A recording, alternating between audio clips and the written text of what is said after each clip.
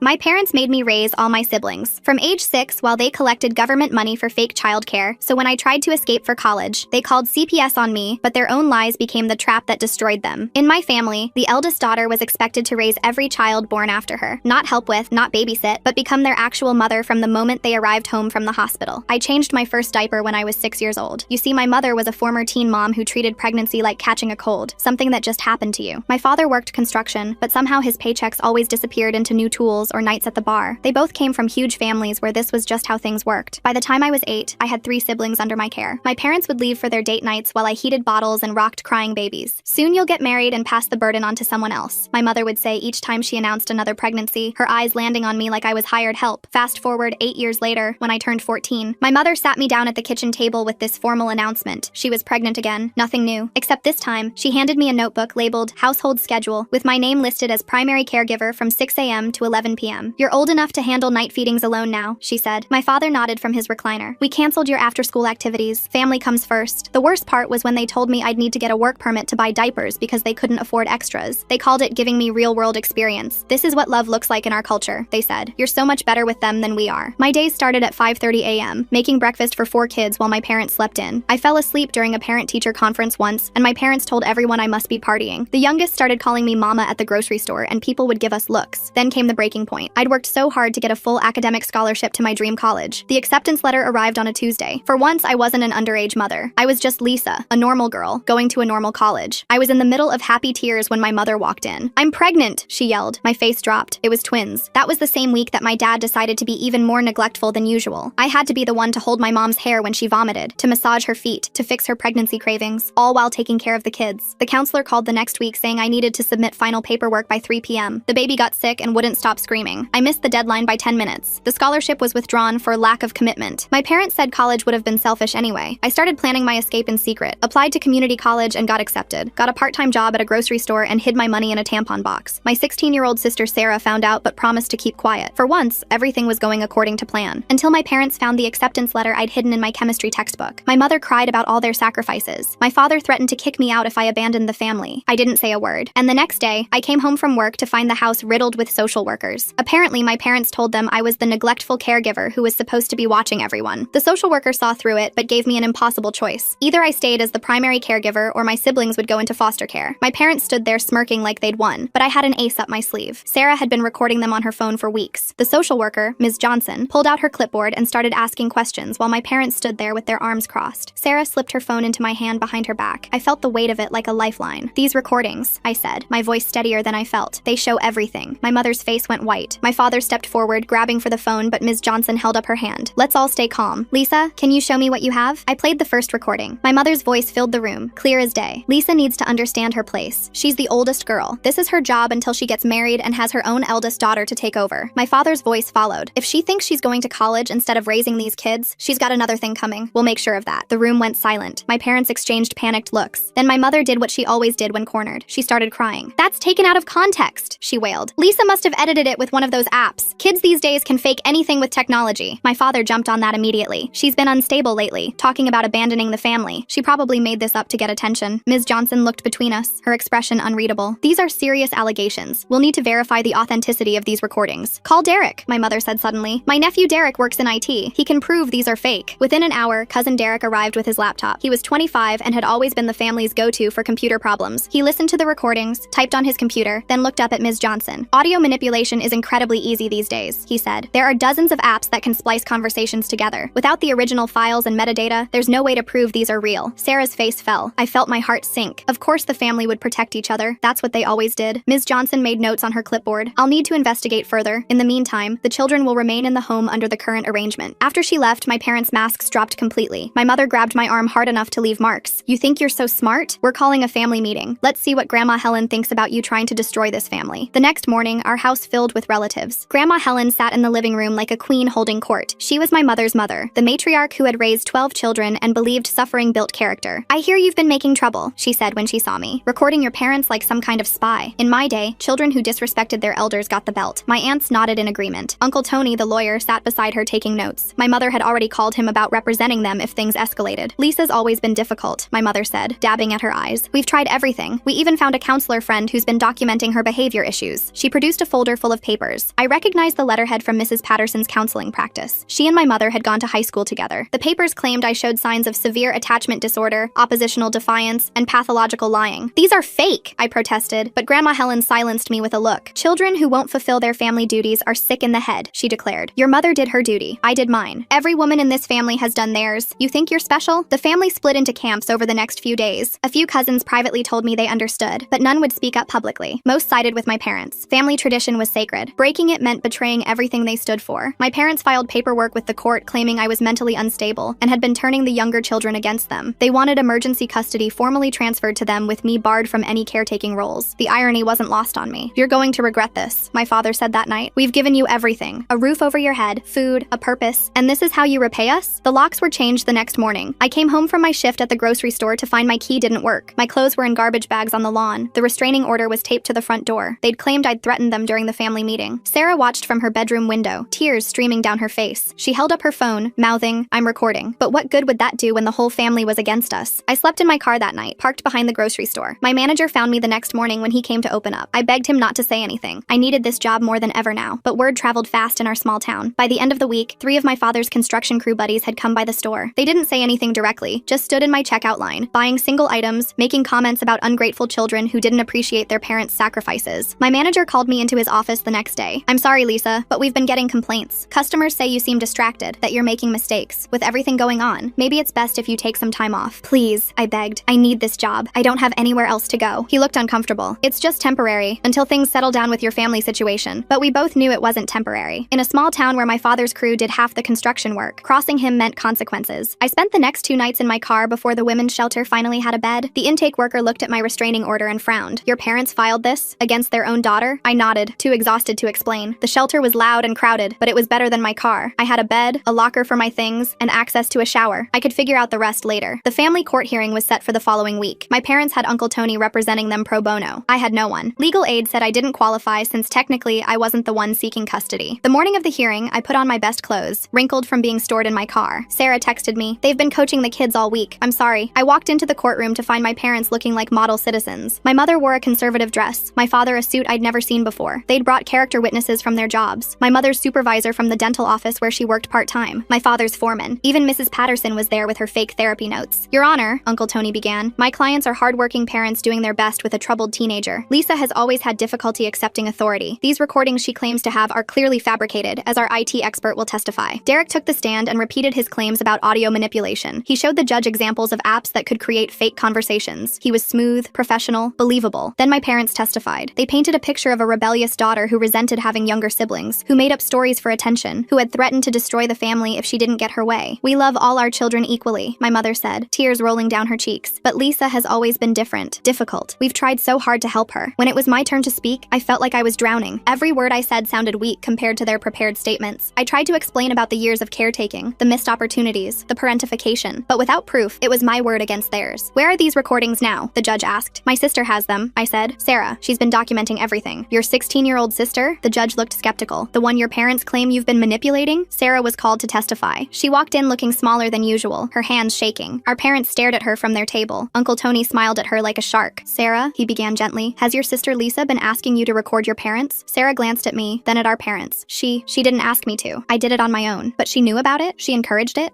Sarah's voice cracked. "I just wanted to help." "Of course you did. You love your sister. But sometimes people we love can lead us astray. Has Lisa been telling you stories about your parents? Making you see things differently?" I watched Sarah crumble under the questioning. Our parents had gotten to her, threatened her, made her doubt herself. By the time Uncle Tony was done, it looked like I'd masterminded some elaborate scheme to turn my siblings against their loving parents. The judge looked troubled but seemed to be buying it. I felt the walls closing in. Everything I'd worked for, everything I'd sacrificed, was being twisted into evidence against me. That's when Ms. Johnson stood up. "Your Honor, I'd like to present some additional findings from my investigation." She pulled out a thick manila folder and approached the bench. My parents shifted uncomfortably in their seats. Uncle Tony's confident smile faltered slightly. "During my investigation, I discovered some concerning financial discrepancies," Ms. Johnson said, her voice calm but firm. "Mrs. Martinez has been collecting government assistance for childcare services for the past 8 years." My mother's face went pale. My father gripped the edge of the table. "The applications state that she requires childcare assistance due to her work schedule at the dental office. However, my investigation revealed that Lisa has been the primary caregiver during all the hours covered by this assistance." Uncle Tony jumped to his feet. "Your Honor, this is clearly a misunderstanding. My client may have made some clerical errors that total over $20,000 in fraudulent claims," Ms. Johnson Johnson interrupted. She produced photocopies of the applications, each one signed by Mrs. Martinez, claiming she was paying for professional childcare services. The judge leaned forward, suddenly very interested. Ms. Johnson, are you suggesting welfare fraud? That's exactly what I'm suggesting, Your Honor. Furthermore, Mr. Martinez has been claiming Lisa as a dependent on his taxes, while simultaneously requiring her to work to support the household. He's been collecting child tax credits for a child who was functioning as an unpaid nanny and contributing financially to the family. My father stood up so fast his chair scraped against the floor. This is ridiculous. We've supported Lisa her entire life. Sit down, Mr. Martinez, the judge ordered sharply. Ms. Johnson, do you have documentation to support these claims? Ms. Johnson nodded and handed over more papers. Bank records showing deposits from government assistance programs, tax returns showing dependent claims, and most tellingly, security footage from the benefits office showing Mrs. Martinez signing these applications herself. My mother started sobbing loudly, not the calculated tears from earlier, but genuine panic. We were just trying to make ends meet. Construction work is seasonal. We needed help. Then why force your daughter to provide free childcare while collecting money meant to pay for that exact service? The judge asked. Uncle Tony tried to salvage the situation. Your Honor, even if there were some financial irregularities, that doesn't negate the fact that Lisa has been exhibiting concerning behavior. The recordings are still suspicious and, actually, Ms. Johnson interrupted again, I had those recordings analyzed by an independent audio forensics expert, not someone related to the family. She glanced pointedly at Derek, who suddenly found the floor very interesting. They're authentic. No signs of manipulation or editing. The judge's expression hardened. Mr. Tony, were you aware that your expert witness was a family member when you presented him as an objective professional? Uncle Tony's mouth opened and closed like a fish.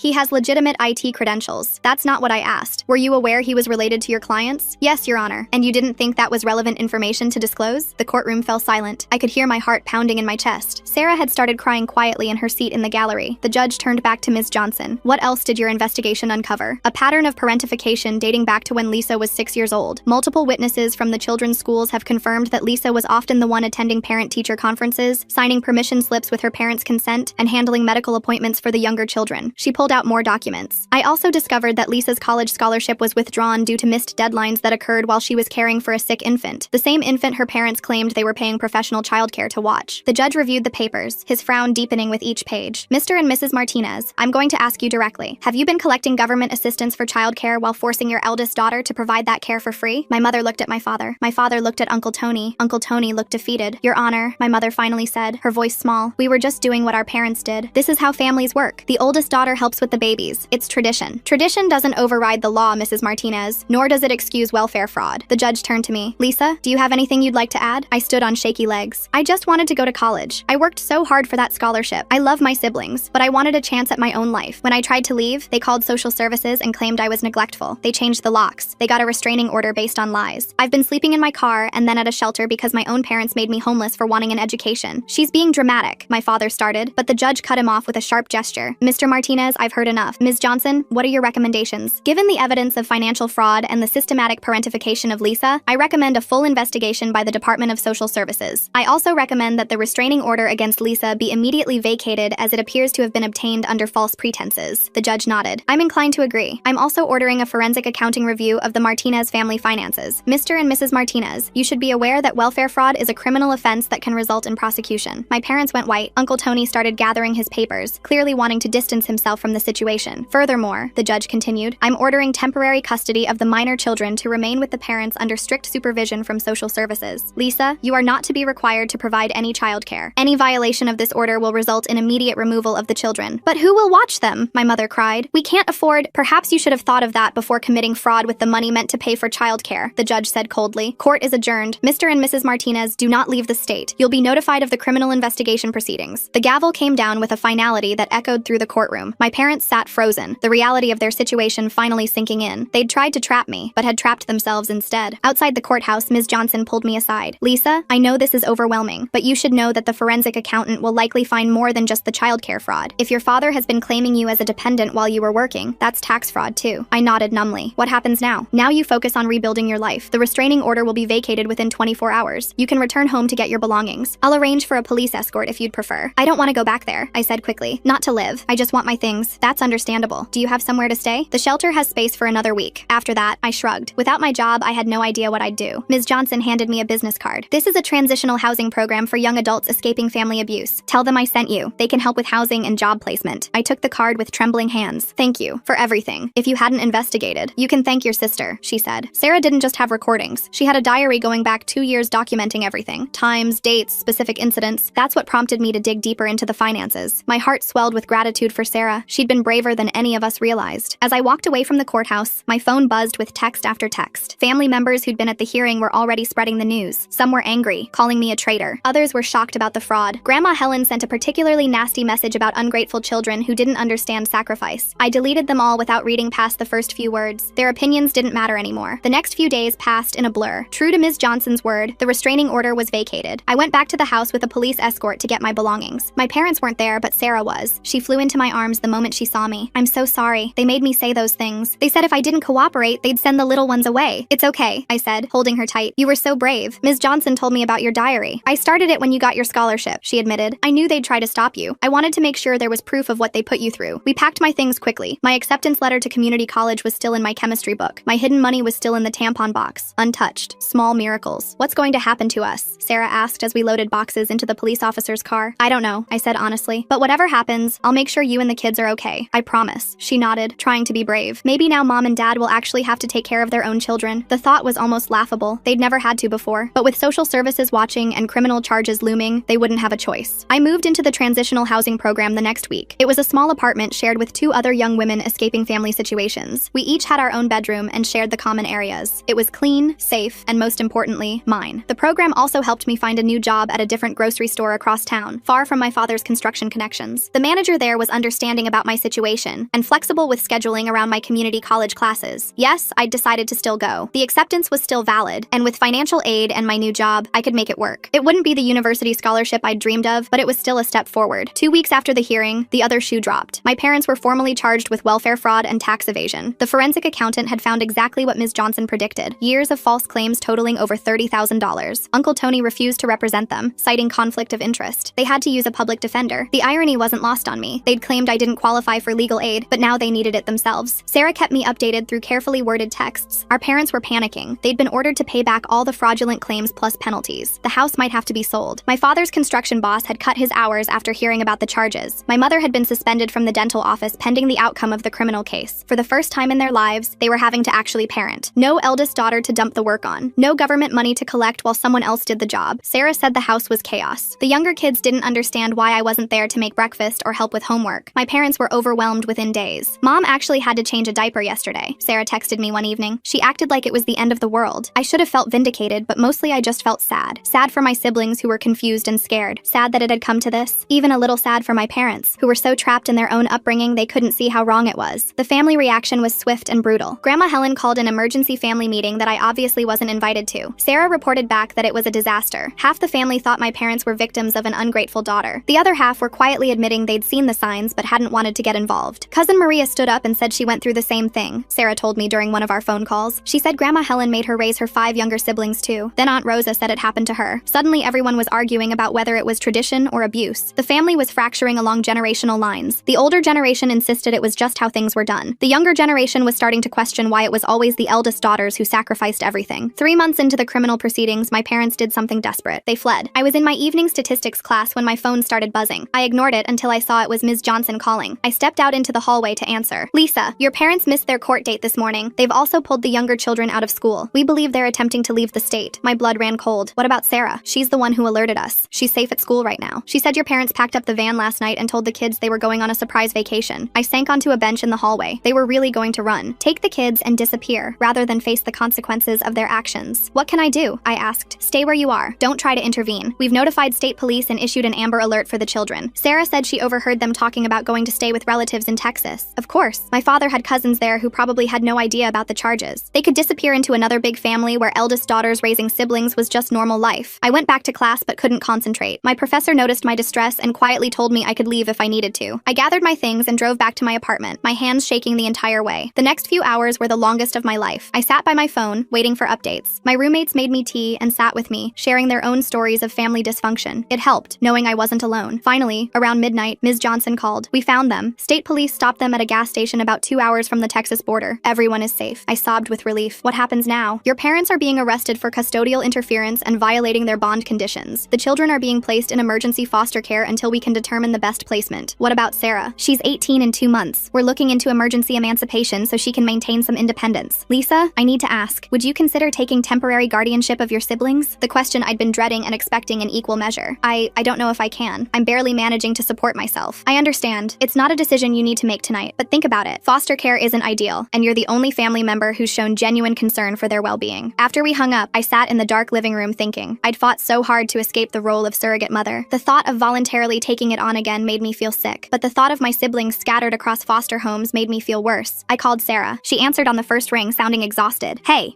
are you okay? Yeah, I'm at the police station. They're being really nice. They gave me hot chocolate. Ms. Johnson said they're looking into emancipating you early. Yeah, she mentioned that. Sarah paused. She also asked if I thought you'd take the kids. What do you think I should do? Sarah was quiet for a long moment. I think you should do whatever keeps you safe and healthy. You've sacrificed enough for this family. But, she trailed off. But maybe we could do it differently. Together. Not like before where you did everything, but like actual sisters helping each other. I could get a part-time job. We could apply for assistance, the legal kind. Make sure the kids get therapy to deal with everything. Break the cycle for real. I closed my eyes, feeling the weight of the decision. It would mean giving up the dorms, finding a bigger place, putting some dreams on hold again, or maybe just dreaming differently, Sarah said softly. College during the day, homework help at night, soccer practice and PTA meetings, normal family stuff, but where everyone pitches in, where the kids see what a real family looks like. She was painting a picture I'd never dared imagine. A family where responsibility was shared, where love didn't mean sacrifice, where we could heal together. Can I think about it? I asked. Of course, but Lisa, whatever you decide, I'm proud of you. You stood up to them. You broke free. That took more courage than any of us had. The next morning, I met with Ms. Johnson and a family court advocate. They laid out what temporary guardianship would entail. Financial assistance was available. The kids would get counseling. Sarah would be emancipated and could be a co-guardian. We'd have support from social services. Your parents will likely get prison time, the advocate explained. 2 to 3 years based on the charges. The kids need stability during that time. Foster care can provide that, but family placement is always preferred if it's healthy. I thought about my siblings. The 8-year-old who'd stopped talking to me after our parents' manipulation. The twins who were probably so confused. The baby who'd called me mama before I taught him my real name. What about Grandma Helen? I asked. Won't she try to get custody? Ms. Johnson shook her head. She's been deemed unfit due to her age, and the fact that she knew about the parentification and encouraged it. Several family members have come forward with their own stories after your case became known. She's facing her own investigation now. The dominoes were falling throughout the family. The secret everyone had kept for generations was finally in the light. If I say yes, I said slowly, I need guarantees. The kids get therapy. Sarah and I get family counseling to learn how to do this right. Financial support for housing and childcare. Real childcare, not me missing classes. And help navigating college with this responsibility. All of that can be arranged, the advocate assured me. We want this to succeed if you choose to do it. The goal is to break the cycle, not perpetuate it. I asked for one more day to decide. That evening, I sat with my roommates and talked it through. They'd both escaped abusive families and understood the weight of what I was considering. The question is, one of them said, can you live with either decision? If you take them, can you handle the responsibility without losing yourself? If you don't, can you handle the guilt? It was a fair question. I'd spent so long being forced into motherhood that I didn't know if I could choose it freely. But maybe that was the point. This time, it would be a choice. That night, I made a list. Pros and cons. Dreams deferred versus siblings scattered. The life I'd planned versus the family I could build. By morning, I had my answer. I called Ms. Johnson. I'll do it, but only with Sarah as co-guardian and all the support we discussed. I'll start the paperwork. Lisa, I want you to know how proud I am of you. Not just for taking this on, but for setting boundaries and asking for help. That's what breaking the cycle looks like. The next few weeks were a whirlwind. Court hearings for guardianship, apartment hunting with a social worker, meetings with the kids' teachers and counselors, setting up therapy schedules, learning about trauma-informed parenting. My parents' criminal trial was set for the following month. They were being held without bail after the flight attempt. I hadn't spoken to them since the first hearing, and I didn't plan to. Some bridges were meant to stay burned. The day I got guardianship was surreal. The judge made it clear this was temporary, pending my parents' criminal trial and sentencing. But for now, I was legally responsible for my siblings. This time, with support and resources, and my own choice backing it up. Sarah and I moved into a 4-bedroom apartment subsidized by the Family Assistance Program. It was in a better school district, close to both my community college and Sarah's high school. We spent a weekend painting bedrooms and assembling furniture, trying to make it feel like home. The kids were brought over on a Tuesday afternoon. They looked shell-shocked, clutching garbage bags of hastily packed belongings. The 8-year-old wouldn't meet my eyes. The twins hid behind the social worker. The toddler reached for me instinctively, then pulled back, confused. Hey guys, I said, kneeling to their level. I know this is scary and confusing, but Sarah and I are going to take care of you for a while, okay? This is your new home. Why can't we go home? One of the twins asked. Because mom and dad made some bad choices and have to face consequences, Sarah said gently. But we're going to be okay, all of us together. It wasn't easy. The first week was rough. Tantrums and tears and questions I didn't know how to answer. The 8-year-old finally broke down and admitted our parents had told him I was trying to steal them away. It took patient explanation from his therapist to help him understand the truth. But slowly, we found a rhythm. Sarah and I split the morning routine. I handled breakfast while she got the little ones dressed. We hired a real babysitter for the hours between school and when one of us could be home. The kids did homework at the kitchen table while I cooked dinner. Sarah helped with baths and bedtime while I studied. It wasn't the college experience I'd dreamed of. No dorm parties or late-night study sessions in the library. But it was real. It was mine. It was ours. The community college professors were understanding about my situation. Several had been through similar experiences and offered offered extensions when family court dates conflicted with exams. My grades stayed strong, even with the chaos at home. 3 months into our new arrangement, something beautiful happened. I was making dinner when the toddler tugged on my shirt. "Lisa," he said, using my actual name. "Can I help?" I handed him a wooden spoon to stir the pot, keeping my hand over his to guide him. "Good job, buddy. I love you, Lisa," he said matter-of-factly, then toddled off to play with his blocks. Sarah caught my eye from across the kitchen where she was helping with math homework. We both had tears in our eyes. This was what love was supposed to look like. Not obligation or tradition or guilt, just choice and care and building something better. My parents' trial began the following week. Sarah and I agreed to keep the kids home that day, not wanting them to see their parents in orange jumpsuits and shackles. But we watched the news coverage that night after they were asleep. Both parents pleaded guilty to reduce charges in exchange for lighter sentences. 2 years for the fraud, 3 years probation after. They'd have to pay restitution and attend parenting classes if they wanted any chance of regaining custody after release. "Do you think they'll try?" Sarah asked as we turned off the TV. "I don't know," I admitted. "Maybe prison will change them. Maybe they'll realize what they lost. Or maybe they'll come out angry and try to go back to how things were. We'll be ready either way," Sarah said firmly. "The kids are in therapy. We're documenting everything. We're doing this right." She was right. We had 2 years to establish a stable, healthy home. 2 years to help the kids heal. 2 years to prove that the cycle could be broken. I thought about the scholarship I'd lost, the dorm room I'd never sleep in, the traditional college experience that had slipped away. But sitting in our living room, listening to Sarah quiz herself for a history test while I worked on calculus problems, I realized I hadn't lost my dreams. They'd just taken a different shape. I was still going to graduate, still going to transfer to a 4-year university. It would take longer, be harder, require more juggling, but I'd have something else too. A family I'd chosen to build, siblings who knew they were loved without conditions, a sister who stood beside me as an equal partner. The cycle our grandmother had perpetuated, that our mother had continued, stopped with us. Sarah and I would make mistakes, certainly, but we'd never tell the kids that sacrifice was love. We'd never make them choose between their dreams and their family. We'd show them that both were possible, with help and boundaries and the courage to do things differently. As I closed my textbook for the night, I felt something I hadn't experienced in years: hope. Not just for my own future, but for all of ours. We were writing a new story, one page at a time. The sentencing hearing arrived faster than expected. Sarah and I sat in the back row, watching our parents stand before the judge in their orange jumpsuits. They looked smaller somehow, diminished by months of legal proceedings and the weight of their choices. The prosecutor laid out the case methodically. $32,000 in fraudulent welfare claims, 8 years of tax fraud, child endangerment through parentification, custodial interference, flight to avoid prosecution. Each charge carried its own penalty. My mother's public defender tried to argue for leniency, citing their difficult upbringing and financial hardship, but the judge wasn't having it. She'd reviewed all the evidence, including Sarah's diary and the recordings that Derek had tried to discredit. "Mr. and Mrs. Martinez," the judge said, her voice stern, "you systematically exploited your eldest daughter for nearly a decade. You collected government funds meant for her care while forcing her to provide that care herself. When she tried to pursue education, you sabotaged her opportunities. When she sought independence, you used the legal system to punish her." My father's jaw clenched. My mother stared at the floor. "I'm sentencing you each to 24 months in state prison, followed by 3 years of supervised probation. You will pay full restitution of $32,000 plus penalties. Upon release, you must complete a court-approved parenting program before any consideration of custody restoration." The gavel came down. My parents were led away without looking back at us. I felt Sarah's hand slip into mine, squeezing tight. Outside the courthouse, Ms. Johnson met us with paperwork. "The permanent guardianship hearing is next month. Given your parents' sentences and the stability you've provided, I expect it to go smoothly." That afternoon, I picked up the kids from school. The 8-year-old Marcus had started talking to me again after months of therapy. The twins, Rosa and Elena, ran to the car chattering about their art projects. Little Gabriel, now 3, insisted on showing me the dinosaur sticker his teacher had given him. "Where were you and Sarah this morning?" Marcus asked as we drove home. I'd learned honesty worked better than evasion. "We were at court. Your mom and dad got their sentences today." "How long?" His voice was small. 2 years. "But you'll be able to visit them if you want to, when they're ready." He nodded, processing this. "Will we still live with you?" "As long as you need to. Sarah and I aren't going anywhere." That evening, while Sarah helped with homework and I prepared dinner, my phone rang. Unknown number. I almost didn't answer, but something made me pick up. "Is this Lisa Martinez?" The voice was unfamiliar, professional. "Yes, this is Victoria Chen from the County Community Foundation. We received your application for the Returning Student Scholarship. I'm pleased to inform you that you've been selected as one of this year's recipients." I nearly dropped the phone. I'd applied on a whim, encouraged by my English professor who'd noticed my situation. The scholarship would cover my remaining community college expenses and help with the transfer to a 4-year university. "The committee was particularly moved by your essay about breaking generational cycles while maintaining family bonds," Victoria continued. "The award ceremony is next week if you're able to attend." After hanging up, I stood in the kitchen, overwhelmed. Sarah noticed first. "What's wrong?" she asked, abandoning the math worksheet. "Nothing's wrong. I got the scholarship, the one Professor Martinez told me about." Sarah squealed and hugged me tight. The kids looked up from their activities, confused but catching our excitement. "Does this mean you're going away?" Gabriel asked, his lower lip trembling. I knelt down to his level. "No, buddy. It means I can finish school here and then go to a bigger school nearby. I'll still be home every night." The scholarship ceremony was small, held in the community college library. 20 returning students, each with their own story of perseverance. I wore my best dress, the one I'd bought secondhand for court appearances. Sarah and the kids sat in the front row, Gabriel waving enthusiastically enthusiastically every time I looked their way. When they called my name, I walked to the podium on shaky legs. The scholarship coordinator handed me the certificate and an envelope containing the first installment. It wasn't a fortune, but it was enough. Enough to stop worrying about choosing between textbooks and groceries. Enough to hire a reliable babysitter for evening classes. Enough to believe that dreams deferred weren't always dreams denied. 2 weeks later, Grandma Helen died. The call came from Aunt Rosa, her voice carefully neutral. The funeral is Saturday. You should know that some family members don't think you should come. I understand, I said, and I did. The family fracture that had started with my case had never healed. Half of them still believed I'd destroyed a sacred tradition. The other half had started questioning everything they'd been taught about family obligations. Sarah and I discussed it that night after the kids were asleep. I want to go, she said. Not for her, but for closure, to see that it's really over. We arranged for the kids to stay with a respite care family for the day. The funeral was held at the same church where I'd been baptized, where I'd spent countless Sundays wrestling with younger siblings while my parents dozed in the pew. The reception hall was thick with tension. Conversation stopped when we entered. Some relatives turned their backs. Others nodded acknowledgement. Cousin Maria approached first, her own eldest daughter at her side. I've been thinking about what you did, she said quietly. My Isabella is 15 now. I've been making her help with her siblings the same way. She trailed off, glancing at her daughter. We're going to do things differently. One by one, other cousins approached, some to condemn, others to confess their own struggles. The generational divide was stark. The older relatives spoke of duty and sacrifice. The younger ones whispered about dreams abandoned and childhoods lost. Uncle Tony cornered me near the coffee station. You destroyed this family, he said, his voice low and venomous. Your parents are in prison because of you. They're in prison because they committed fraud, I replied calmly. I just told the truth. He stormed off, but not before I caught the doubt in his eyes. Even he was beginning to question the narrative he'd helped construct. As we left, I noticed Derek standing by his car, looking uncomfortable. He approached hesitantly. Lisa, I need to apologize. What I did in court, lying about those recordings. My mom pressured me, said family comes first, but he shrugged helplessly. I've got a daughter now. Made me think about what kind of family traditions I want to pass on. I nodded, not offering forgiveness, but acknowledging his words. Some bridges could be rebuilt. Others were better left as rubble. The permanent guardianship hearing went smoothly, as Ms. Johnson had predicted. Our parents didn't contest it, perhaps finally understanding that their choices had consequences. The judge praised the stable home Sarah and I had created, noting the children's improved school performance and emotional well-being. Spring semester brought new challenges. I'd registered for 18 credits, determined to graduate on time despite everything. Sarah juggled her senior year of high school with part-time work at a local bakery. We tag-teamed childcare duties with military precision, our shared calendar color-coded and constantly updated. The hardest part was helping the kids process their trauma. Marcus had nightmares about being taken away again. The twins wet the bed when stressed. Gabriel clung to us constantly, afraid we'd disappear like his parents had. Their therapist, Dr. Cassandra Williams, became our lifeline. She taught us about trauma responses and attachment repair. Slowly, painfully, we learned to be the stable, predictable presence the kids needed. Healing isn't linear, she reminded us during one particularly difficult week when Marcus had refused to go to school, and the twins had been caught stealing snacks to hide in their room. They're testing whether you'll abandon them when things get hard. We didn't abandon them. We showed up day after day, even when exhaustion made our bones ache and stress gave us matching tension headaches.